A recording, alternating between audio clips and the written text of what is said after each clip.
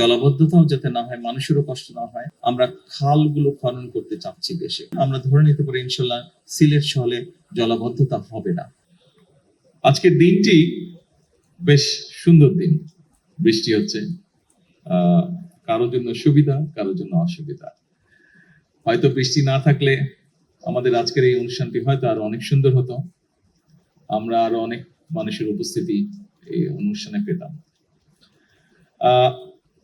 সকল উপস্থিতিবৃন্দ, আমার পূর্বে যে সকল বক্তা বক্তব্য রেখে গিয়েছেন, ওনারা সিলেট সিটি কর্পোরেশন অথবা সামগ্রিকভাবে সিলেট জেলার বিভিন্ন বিষয়ে ওনারা আলাপ করেছেন।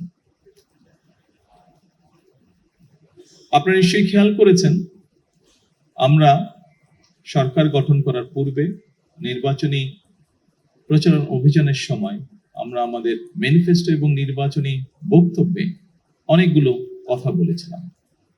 যেমন একটি কথা বলেছিলাম যে সমগ্র বাংলাদেশে যেই সমস্যাটি আছে, সিলেট সিটি কর্পোরেশন, সিলেট জেলা সহ সিলেট বিভাগে ওই সমস্যাটিতে আছে। প্রথমে যেই কথাটি শুরু করেছি যে বৃষ্টি হচ্ছে আজকে, এই বৃষ্টির কারণে আমি যখন এয়ারপোর্ট থেকে নেমে আসছি শহরের দিকে, বৃষ্টির কারণে দেখেছি বিভিন্ন জায়গায় একটু একটু করে পানি জমে গিয়েছে, এবং বৃষ্টি যদি আর একটু বেশি হয় হয়তো এরই ভিতরে অনেক জায়গা আছে যেখানে কিছু জলাবদ্ধতাও তৈরি হয়েছে। এরই ভিতরে আমরা দেখেছি পাহাড়ি ঢল, অতিবৃষ্টি সবকিছু মিলিয়ে সুনামগঞ্জ এলাকার বিরাট একটি অংশে কৃষকরা বিশেষ করে ক্ষতিগ্রস্ত হয়েছে, তাদের ফসল ক্ষতিগ্রস্ত হয়েছে। সুনামগঞ্জ ছাড়াও আরো যেগুলো হাওর অঞ্চল আছে বাংলাদেশের বিভিন্ন জায়গায়, কিশোরগঞ্জ আছে, নেত্রকোনা আছে, ময়মনসিংহের ওদিকে আছে, এরকম অনেকগুলো জেলায় এরই ভিতরে বিভিন্ন জায়গায় কৃষকরা বিশেষ করে ক্ষতিগ্রস্ত হচ্ছে। শহরগুলো তো আছে, কিছুদিন আগে আপনারা দেখেছিলেন চট্টগ্রামের কিছু নিউজ এসেছিল, যদিও সেটার মধ্যে পরে আমরা দেখেছি পুরোপুরি সত্যতা ছিল না। যাই হোক, আমরা দেখেছি অতিবৃষ্টির কারণে জলবদ্ধতা।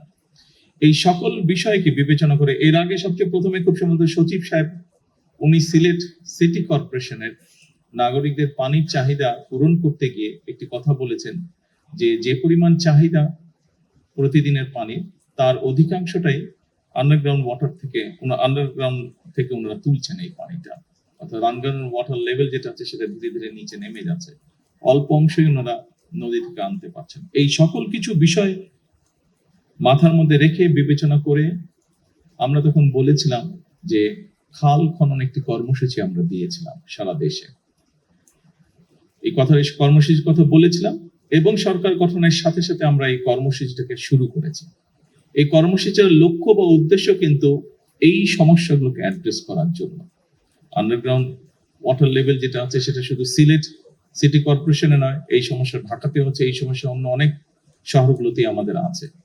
আমাদের জন্য যেটি একটি বড় সমস্যা হচ্ছে, যেভাবে আমরা মাটির নিচে যে পানি আছে এটিকে যে টেনে তুলছি, এছাড়াও কৃষি কার্যের জন্য একই কাজ আমরা করছি, এটি ধীরে ধীরে একটি ভয়াবহ অবস্থার দিকে নিয়ে যাচ্ছে পুরো পরিস্থিতিকে।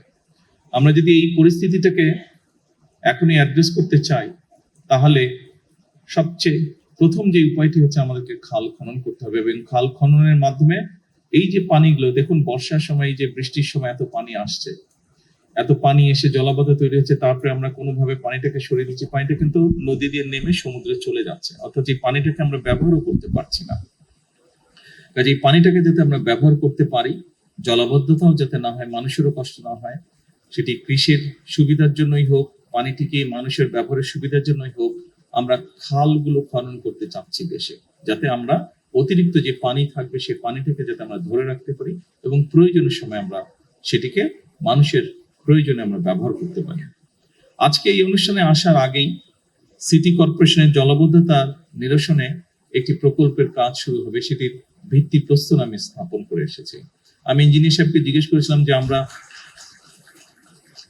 ওনারা যেই প্রেজেন্টেশন দিয়েছেন তারপরে যেটা আমি বুঝতে পেরেছি যে এই কাজটি সম্পন্ন হলে আমরা ধরে নিতে পারি ইনশাল্লাহ সিলেট শহরে জলাবদ্ধতা হবে না, অতিবৃষ্টি হলেও বা বৃষ্টি হলেও জলাবদ্ধতা হবে না।